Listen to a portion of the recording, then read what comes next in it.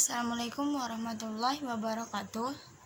Nama saya Astri Alifiana Sutian, program studi PGSD kelas 2A, NPM 2014-0028. Baiklah, di sini saya akan menjelaskan tentang makalah yang telah dibuat minggu lalu. Makalah yang saya buat yaitu tentang lingkungan alam buatan dan sosial.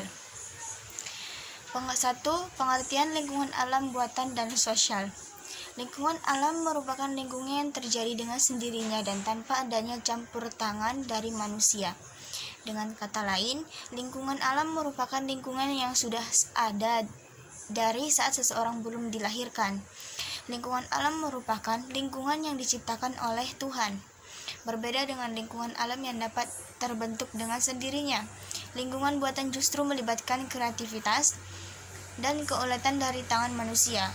Lingkungan buatan merupakan kebalikan dari lingkungan alam tersebut. Lingkungan buatan merupakan lingkungan yang terbentuk karena adanya tindakan oleh manusia. Sehingga tanpa adanya tindakan dari manusia, maka lingkungan buatan tidak akan ada untuk digunakan manusia ataupun masyarakat banyak.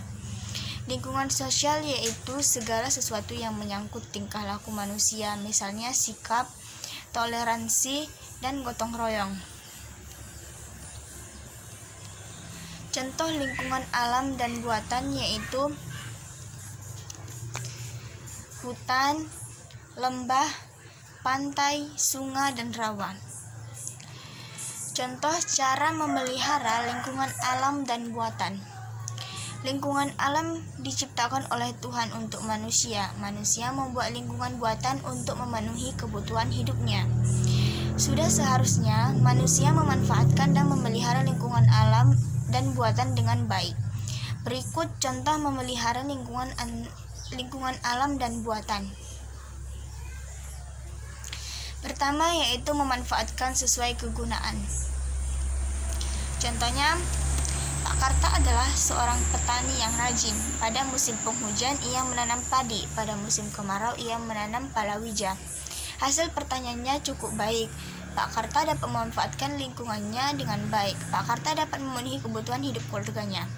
Memanfaatkan lingkungan dengan baik memberi hasil yang baik pula. Cara memanfaatkannya antara lain mengelola sawah dengan baik, menggunakan sungai sebagai sarana penghubung, menjadikan danau, laut, dan pantai sebagai tempat wisata yang bersih dan tidak merusak lingkungan. Di sekitar rumah Edo terdapat parit. Beberapa orang membuang sampah di parit itu. Sampah numpuk di parit, timbul bau tak sedap. Warga merasa tidak nyaman. Akhirnya, warga sepakat membersihkan parit. Warga juga sepakat untuk tidak membuang sampah ke parit tersebut. Manusia turut berperan dalam perusak lingkungan.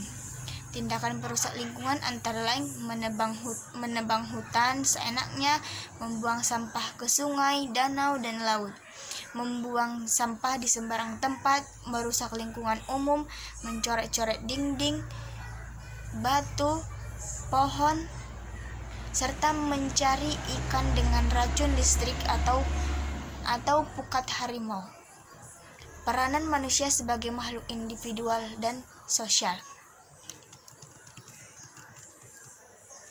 Sebagai makhluk hidup yang berada di muka bumi ini, keberadaan manusia adalah makhluk individu dan makhluk sosial. Dalam artinya, manusia senantiasa bergantung dan atau berinteraksi dengan sesamanya. Dengan demikian, maka dalam kehidupan lingkungan sosial, manusia senantiasa terkait dengan interaksi antara individu manusia.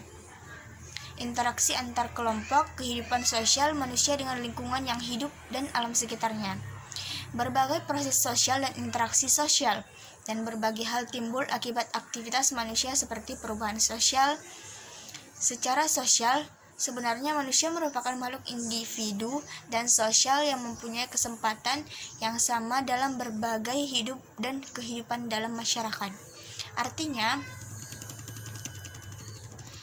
setiap individu manusia mempunyai hak, kewajiban, dan kesempatan dalam menguasai sesuatu, misalnya bersekolah, melakukan pekerjaan, bertanggung jawab dalam keluarga, serta berbagai aktivitas ekonomi, politik, dan bahkan tentang agama. Meskipun demikian, kenyataannya setiap individu tidak dapat menguasai atau mempunyai kesempatan yang sama. Akibatnya, masing-masing individu mempunyai peran sendiri dan kedudukan yang tidak sama atau berbeda-beda. Banyak faktor yang menyebabkan itu bisa terjadi, misalnya kondisi ekonomi, sosial, politik, budaya, bahkan individu atau kelompok manusia itu sendiri. Dengan kata lain, stratifikasi mulai muncul dan tampak dalam kehidupan masyarakat tersebut. Peranan manusia dalam perubahan sosial dan permasalahan sosial.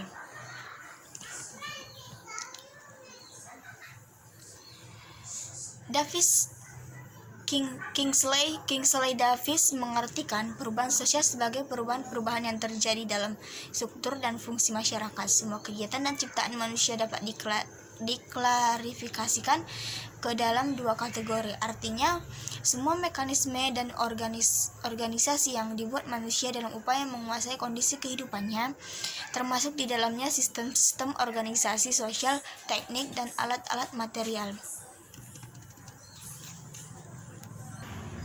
Untuk selanjutnya yaitu cara memelihara lingkungan alam. Pertama yaitu menjaga kelestarian air. Setiap makhluk hidup membutuhkan air. Manusia membutuhkan air untuk minum, memasak, mencuci, mandi, ataupun yang lainnya. Air untuk minum harus dimasak lebih dulu agar kuman-kuman mati. Hewan memerlukan air untuk minum dan mandi. Tumbuhan memerlukan air untuk pertumbuhan dan kesuburannya. Air merupakan karunia Tuhan yang harus dijaga keberadaan dan kebersihannya. Air yang kotor atau tercemar tidak dapat dimanfaatkan. Air yang kotor atau tercemar dapat membahayakan kehidupan manusia, hewan, dan justru tumbuhan juga.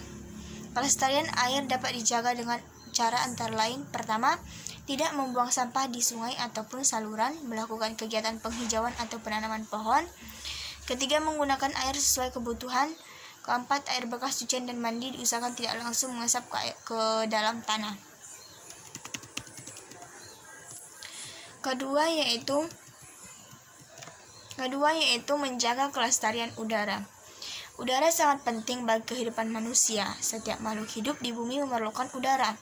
Manusia dan hewan memerlukan udara untuk bernapas. Tanpa udara, semua makhluk hidup akan mati. Udara perlu dijaga kebersihannya.